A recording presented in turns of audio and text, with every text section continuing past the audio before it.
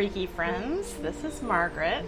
And this is Colleen. And we are the Cousins Weird. And we are coming from you today from Pinehurst on the St. Lawrence in Alex Bay, where I'm staying for a week-long staycation. I'm using air quotes, you can't see me. Because we needed to do something as a family, and my husband still had to work, so we're close enough to where we live, where he can commute if he needs to, but we're not home, and they have a playground, and we're right on the St. Lawrence River, and there's a nice swimming pool that's cold because it's freaking 85 degrees today. We're sweating. We're sweating it immensely. It's terrible, and I hate it so much. And we're not in air conditioning. We're on a screened-in porch in the swelter. And we can't have fans on because it would mess with the microphone. Yeah. So we're just going to sit here and sweat and You'll hear me sweating. You will hear the sweat drip onto the microphone, I bet, at some point. But the cool thing is, now, we gave a little sneak peek about what we're going to do this week. I don't know if you've guessed what it is. Because it's my week this week. It's Margaret's week. And so one of the things, if you got the hint, was we were talking about something to do with ancient Egypt. And they liked their wine and their beer. Yes, they drank beer daily. But I know I am going to be talking about King Tut, or King Tutankhamun, is how you would say it. Yes. And they found actual jars of red wine in his burial chamber, so it's appropriate, even though we're drinking wine in slush form just because it's so freaking hot. Because this is 2021 and we're not Egypt. Barbarians, and we can get it frozen into slush form, and that's what we're going to do. Across the street from where she's staying had wine slushies, so yes, yay! It's Otter Creek Tasting Room, literally across the road from Pinehurst, and they have a punch card where if you buy 10 slushes, you get a free one, and I'm here for a week. Let's see if I can fill the card up, right? Slush is dangerous. That's it. Well, you know the thing with slush is it goes down real quick and easy. Yeah. And they're melting awfully fast out here in this horrible heat. The sweltering hot. It's awful. It's awful. It's not my favorite time of year, I can say that. Awful. It's so awful. But I'm excited to hear this because I went to an exhibit, a King Tut exhibit, a long time ago in Philadelphia in a museum, and I have some memory of it, but not a lot. So I'm excited to hear what Margaret has to say today because I don't have she's the Egyptian queen. So I love Egypt. So people say Cleopatra was, but no, it's Margaret. I'm queen of denial. I totally am. We crack. Why do we think we're so funny? We think we're funny. Yeah, I crack myself. We make each other laugh. All right, so to start off today, we are going to talk about Howard Carter, and he was an English-born man. He was born in the year 1874, and his father was a trained artist, and he was a very good artist himself. And when he was in his teens, he met someone who introduced him to the Egyptian Exploration Fund, the EEF.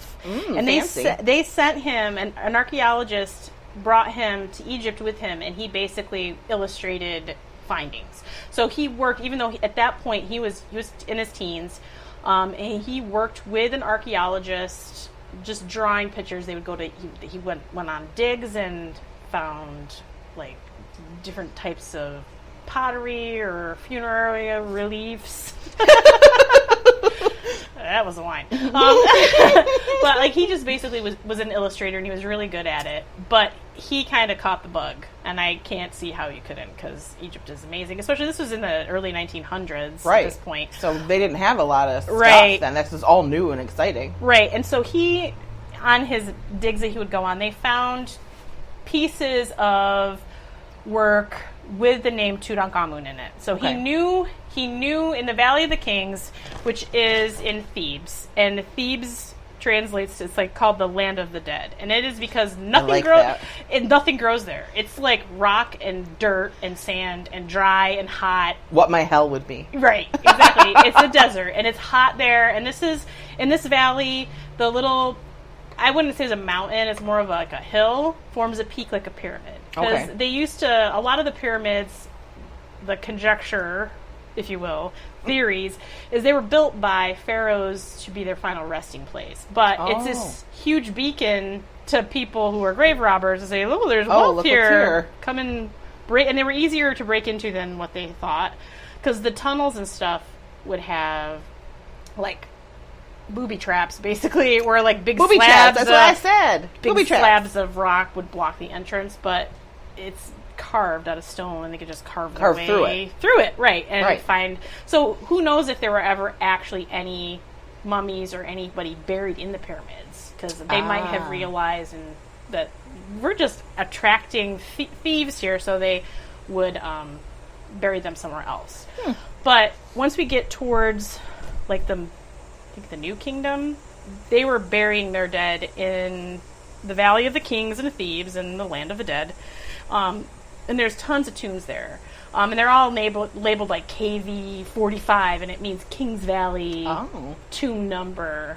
So, like, they found a cache of mummies in one of the tombs that was all like the Ramesses and Tutmosis and Tutmosis III. There are tons of these. And these like 46 mummies they found in this one tomb. 10 of them were actually pharaohs that they knew of. Oh, cool. So, but they're just their bodies in a casket. So there's no jewels, nothing else. It's just a room full of mummies, basically, because of robbers. And what they find is like their tombs were found, and so they moved the mummies. Because a lot of these robbers, they didn't give a crap about the mummy. They just wanted... No, they wanted their wealth. Right. They wanted all the jewels that were wrapped up inside the mummy. They didn't put any wealth on the mummy itself. And in the olden days, back in the 1800s, there was no trees around there, so people are traveling, and they're using found mummy parts as kindling and burning them like wood fire, which is horrible. I guess when you're in the desert and you don't have wood around you, it gets real cold at night. Use the desert. Pharaoh's leg. I don't know. Use this guy's leg. He doesn't need it. Burning it up. Oh, there's fabric already on this stick. It's true. Can you imagine cooking food over top of a roasted leg? It wasn't like they used like resins and things on them, so I can't imagine. Oh, that can't be good for you. No. But I don't think they cared too much. I don't think they do. At that point, it's like 3,000-year-old dead leg, so it would burn like charcoal at that point. Not to get off the topic, but when you say Ramses, all I can think about every time I hear the name Ramses is Nacho Libre, because the big Lucho Libre that he loved was Ramses, and they say that song. So you say it in my head, I start thinking about Nacho singing about Ramses. Sorry. So funny. Okay, now I lost my train of thought. I'm sorry. I hope I didn't bore anybody with details of things. Fascinating details. Okay. I like it. So, Howard Carter eventually met this man called George Herbert, who was Lord Carnarvon, and he's an English lord. He had failing health. He was kind of a sickly man. Okay. And back in the turn of the century, a lot. Probably, but back in like the turn of the century, 1900s, England, if you were rich and you got sick, they'd give you a prescription to go to Egypt and breathe in the dry air because it was good for your lungs. Oh, okay. You know, because England's all wet and dreary, and like, go someplace where it's warm. It's like hot. I mean, Egypt gets like less than an inch of rainfall a year. Like, that's horrible. That's my nightmare. I couldn't imagine. I'd rather die in England than go to Egypt. Like in my teenaged brain, I want to be an Egyptologist and archaeologist. I'm like, you watch people digging and they're covered in dirt. It's just sticking to them. Ugh. Their hands are dry. It looks so awful. And you hate sand. I do. That would be your nightmare. I don't think I could do that. No, maybe the Mayans in the jungle in the South America, or the Incas, because it's hot and sweaty, but it's not dry. It's not dry. Right. But anyway, he met up with Carnarvon. We'll just call him Carnarvon. And he funded he was in Egypt. He had a passion for Egyptology. He loved the architecture, but he's like, I don't want to dig, but I'll give you money. He had a lot of money to go spend. Dig. Yeah. So he backs Howard Carter, and he searched for this tomb. He was specifically searching for Tutankhamun's tomb. Okay. And he searched for like 5 years. And Lord Carnarvon, at this point, is in England. And he says, all right, we haven't come up with anything. I think I'm going to stop. I'm going to pull my money out. We're going to stop digging.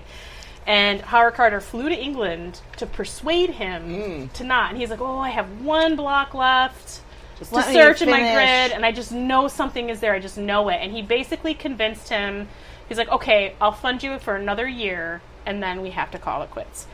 He literally went back to Egypt and dug for 2 days and found a step. Wow. 2 days. He went back. It was like 2 days in. We uncovered a step.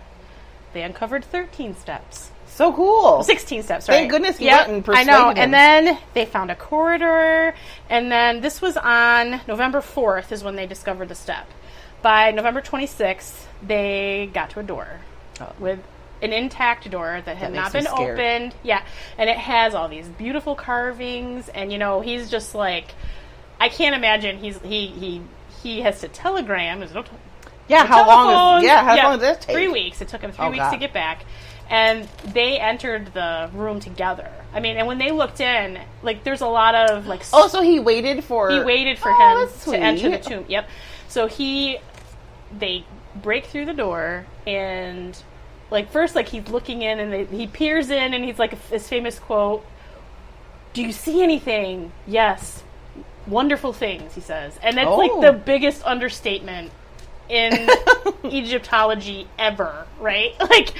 They opened this, and there is so much stuff. They found 5,398 articles in this tomb. Wow. So it was the largest Egyptology find ever to date in modern history. That's crazy. Yeah, and it is still like... I don't even own 5,000 I know. things. They had never found a tomb intact, really, before this. Like, and everything was in there. The biggest find ever. The biggest find, right?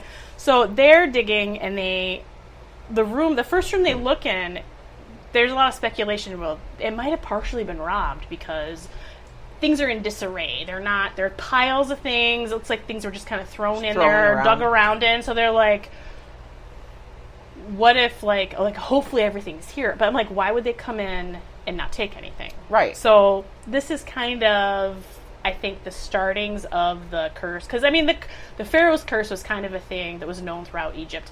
And I think a lot of it was started by the people who built the tombs to dissuade tomb robbers. Okay. They're like, oh, there's a curse. You don't want to go in there. If you disrupt the Pharaoh and the mummy, then you'll be cursed for your life. Haven't you seen the movie The Mummy? Right. Haven't you seen it? But, yeah, so it's like, I think a lot of that is like, you know, the room didn't look... It looked like somebody had been in there digging around looking for something. And nothing was taken, really. Nothing that anybody could... Well, they wouldn't know, really. I mean, everything was gold-plated. Why wouldn't you take all of it? Yeah. And in ancient Egypt, gold was everywhere. Right. Like, it was not like this rare thing. Iron was a rare thing in England. Oh. So, like, how we look at gold, they looked at iron. It was like, oh my God, it's iron. Like, there was... Gold was just like, gold, pasha. I think it was like at least 100 years after Tutankhamun's reign where they started to smelt iron. So like blades and things like that, they didn't actually smelt iron. They were made of something else. So yeah, up until that point. Interesting. Yeah, that was a little. You're full of fascinating knowledge. I know. I loved doing research for this because it was just fun, right? And while they're going through the tomb, there's so much in there, and almost 6,000 pieces. You know, things. Yeah. Oh, almost 5,500. Sorry. They end up discovering two small sarcophagi, two little teeny sarcophagi. And when they open them, there were the mummies of two very, very small infants. They were basically stillborn children. They were two very small. And sad. The research they've done on them now, they guess that one was about 5 months. Oh. Not 5 months old. 5 months in utero. Right. And the one that was bigger was 7 months. It was close to, and this is all guess, you know, but they said the bigger one was close to being born, yeah. And that's just sad.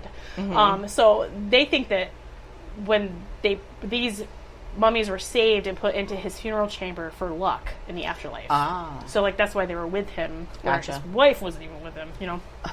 But, just his little babies. But I'm going to go back in time now.